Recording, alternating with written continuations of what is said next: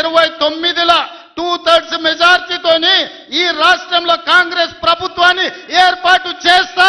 ఇదే నా సవాల్. శాతనైతే కాసుకో బిడ్డ. నీ రాజకీయం ఏందో నేను చూస్తా. నేను రాజకీయం చేసినంత కాలం ఈ కల్వకుంట చూసేటోళ్ళు కాలకుంట విషం లాంటి కేసీఆర్ కుటుంబాన్ని అధికారులకు రానివ్వను. ఇదే నా శపథం. ఇదే నా శపథం. కొడంగల్ బిడ్డగా ఈ గడ్డ మీద నుంచి నేను శపథం చేస్తున్నా. నేను రాజకీయాలలో ఉన్నంతసేపు రాబోయే ఎన్నికల్లో కేసీఆర్ కుటుంబానికి అధికారం అనేది ఇక కళ. బీఆర్ఎస్ పార్టీ కేసీఆర్ చరిత్ర గతమే. మీ పార్టీకి మీకు భవిష్యత్తు లేదు. ఎవడైనా చర్చించుకుంటే పొద్దుపోనప్పుడు మాట్లాడుకోవడానికి పనికొచ్చే చరిత్రనే తప్ప భవిష్యత్తు తెలంగాణ రాష్ట్రానికి నీ తరఫున ఒరిగేది ఏమీ లేదు. బీఆర్ఎస్ కేసీఆర్ గతమే, తెలంగాణ భవిష్యత్తు కాంగ్రెస్. మీ గత చరిత్రతోని ఈడ ఒరిగేదేం లేదు.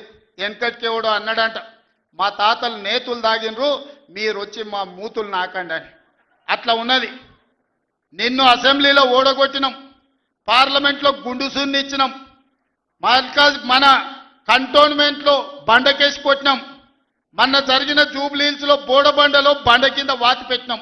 నిన్నగాక మొన్న జరిగిన సర్పంచులల్లా 12,726లో 8,335 సర్పంచులను గెలిపించుకున్నాం. సిగ్గు లేదు. ఇన్నిసార్లు ఓడగొట్టినా ఇంకా సిగ్గు లేకుండా బయటకు వచ్చి కింద పడ్డ పైకాలు నాదే అని వెనకటికి ఓడో అన్నాడట.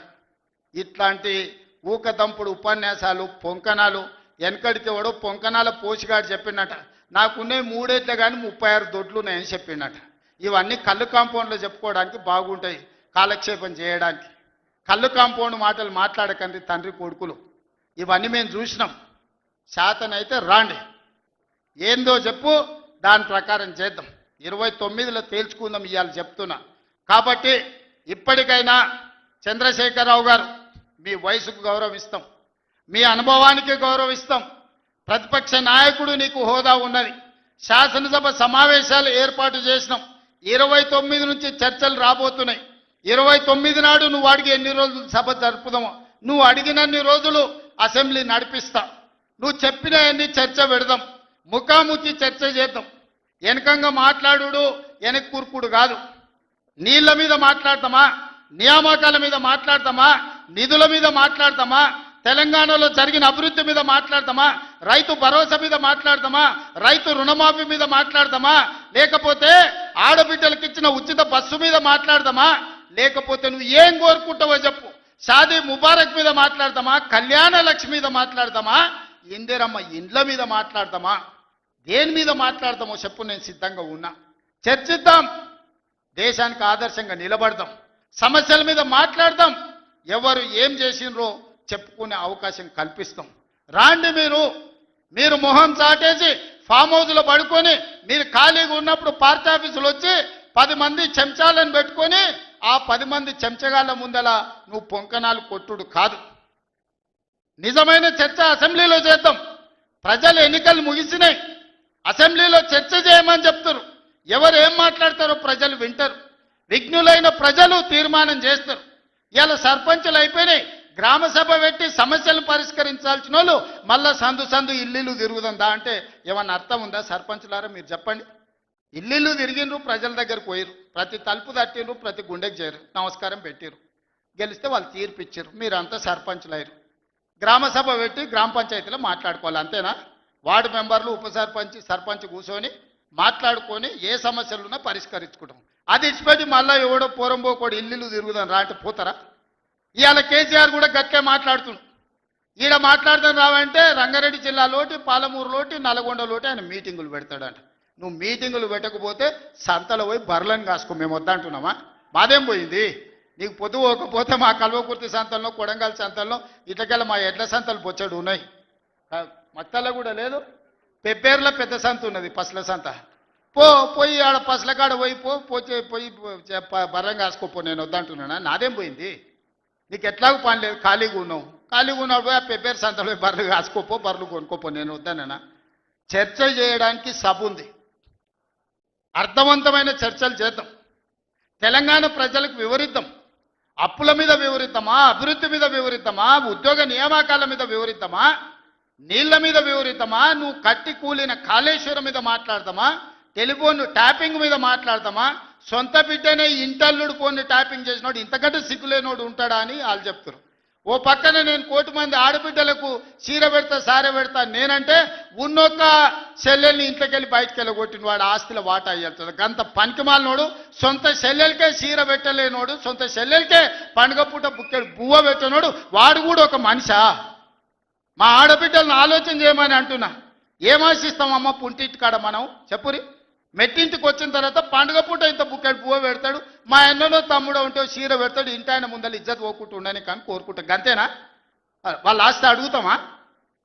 వాళ్ళ ఆస్తి అడుగుతామా? ఆడపిల్లలు మీరు సగం మంది సర్పంచులు ఉన్నారు కదమ్మా, ఆడపిల్లలారా మీరు చెప్పండి. పుట్టింటి గౌరవం నిలబెట్టడానికనే ప్రయత్నం చేస్తారు కదా మీరు మీ అత్తగారింటి కాడ. వాళ్ళ ముందర మీకు ఇజ్జత్ లేకుండా పండుగ పూట తల్లిదండ్రులు వాడు అన్ననో తమ్ముడో ఉంటే పండుగకి ఇంటికి కూడా విలువకపోతే మీ అత్తగారి ఇంటికాడ పక్కింటి కాడ తోటికోడల ముందర ఇజ్జత్ పోతుంది. అమ్మ గిత్త కంటే అవమానం ఉంటుందా? ఓ పిలిచో సారి చీర పెట్టకపోయినా మీరే కూడా పెట్టుకుని ఉంటే వానికి ఇచ్చో చీర కొని నువ్వు పెట్టినట్టు అని చేయరా అంటాం. పుట్టింటి ఇజ్జత్ ఎవరైనా తీస్తారా? ఏ ఆడబిడ్డనన్నా తెలంగాణలో ఉన్న ఆడబిడ్డ ఎవరైనా ఎంత కష్టమని ఉండని, ఎంత నష్టమని ఉండని, పుట్టింటి ఇజ్జత్ నిలబెట్టడానికనే ప్రయత్నం చేస్తుంది కదా. మీరు అందరు కూడా తెలంగాణ ఆడబిడ్డలే కదా. ఇవాళ ఇంతో అంతో తండ్రి గాలికి సంపాదించిన దాంట్లో వాటా ఇవ్వాల్సి వస్తుందని మెడలు పట్టి దొబ్బుతుంది నీ సొంత చెల్లెలు. నీ సొంత చెల్లెలకే సమాధానం చెప్పలోని ఆయన నాకు సవాలు ఇసురుతున్నాడు. ఈ అవ్వ లాగులో తొండలు ఇచ్చి కొత్త బిడ్డ నేను అనుకుంటున్నావేమో. నా సంగతి ఇంకా తెలియదు. మీ నాయనని అడిగి ఇంటికి పోయి చెప్తాడు. అమెరికాలో బాత్రూమ్లు అడిగినట్టు అనుకుంటున్నావు నాతో మాట్లాడు అంటే, నేనేదో మార్చుకుంటూనే పోని అవల పోరోడు గాలికి తిరిగేటోడి గాలికి అంతో నాకెందుకని ఇవన్నీ వేషాలు. ఇంకా పక్కలో ఒక నలికుట్లోడు ఉంటాడు, 6 అడుగులు ఉన్నా అనుకుంటాడు. ఆ తలకాయ ఎక్కడుందో నాకు తెలియదు. కేసీఆర్ వచ్చి గర్జించిందంట, గర్జనకు నేను పోయి లోపల దాచుకున్నంట. ఇక కేసీఆర్ గర్జనలు గర్జించినట్టు లేవురా నాయన. మన గాడిదలు ఏం చేస్తావా? ఒండ్ర పెడతాయా? ఏమంటారు గాడిదలను? గాడిదలు అరిస్తే ఏమంటారు నరసింహ? గట్లున్నది. మీ గాండ్రింపులకు మీ బెదిరింపులకు ఉడత ఊపులకు భయపడ్డోడు ఎవడు లేడు బిడ్డ. ఈడ దుక్కి దున్నిన చేతులు ఉన్నాయి. మీరేదో తోలు తీస్తా అంటే తీపించుకోనికే లేము. ఈ కండలు కరిగినాయి, మిగిలిందే తోలు. ఫస్ట్ నీ తోలు సంగతి చూసుకో. నీ తోలు సంగతి చూసుకో. ఊర్లో మాకు తెలుసు, ఊర్లల్లో నాటుకోళ్ళు ఉంటాయి కదా, కోని కాల్చినాక మనం మంచిగా కాల్చి తోలు తీసి పసుపు పెడతాం కదా, మంచిగా తోలు తీసి పసుపు పెడతారు బిడ్డ మా కొడంగల్లోళ్ళు. నువ్వేదో తెలివితేటలు అనుకుంటున్నావు. ఈ తమాషా మాటలు, ఈ అతి తెలివితేటలు కట్టిపెట్టుకో. ఎన్ని ఎలక్షన్లు జరిగినా సిగ్గు లేకుండా అన్నిట్లలో డిపాజిట్లు పోతున్నా బండకేసి కొడుతున్నా బుద్ధి రాలే.